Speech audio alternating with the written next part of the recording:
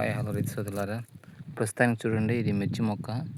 దీన్ని తోలు పూర్తిగా తినేసింది చూడండి. ఇట్లా చూడండి, ఇది మకిరండి. ఇది పైనుంచి కింద వరకు పూర్తిగా తోలును తినేసింది.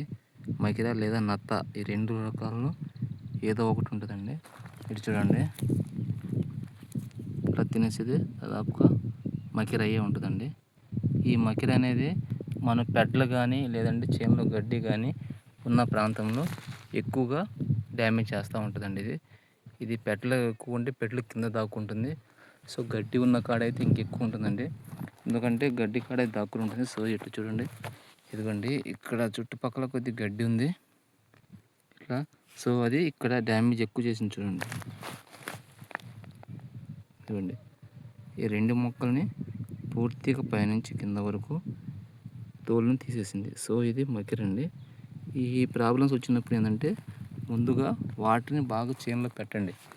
చేనులో వాటర్ పెట్టినప్పుడు ఏమవుతుందంటే గడ్డ లేకుండా చేస్తే అక్కడ మకిర అనేది ఉండదండి. తర్వాత ఇంకోటి ఏంటంటే గడ్డి అనేది తక్కువగా ఉండాలి. గడ్డి ఉన్న కాడ కానీ ఈ మకిర అనేది ఎక్కువగా ఉంటుంది. సో ఈ రెండు ఉన్న కాడ ఈ మకిర అనేది ప్రాబ్లం ఎక్కువగా ఉంటుంది.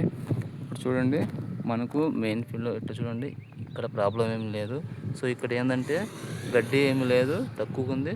సో పెడలు ఏమి ఇక్కడ ఏమి లేదండి. వాటర్ తేమ శాతం ఎక్కడైతే ఎక్కువగా ఉంటుందో అక్కడైతే అది ఉండదండి. కాబట్టి రైతు సోదరులారా, మీరు మిర్చి వేసేటప్పుడు చేనులో పెడ్డలు లేకుండా చేసుకోండి. ఇట్లా నీట్గా ఉన్న మొక్కకి కింద ప్రాబ్లం ఏమి ఉండదండి. అది గడ్డి ఉండి కింద పెడ్డలు ఎక్కువ ఉన్నప్పుడు మాత్రమే ఆ ప్రాబ్లమ్స్ వస్తుంది. సో రైతు ఇది ఒక గమనించండి.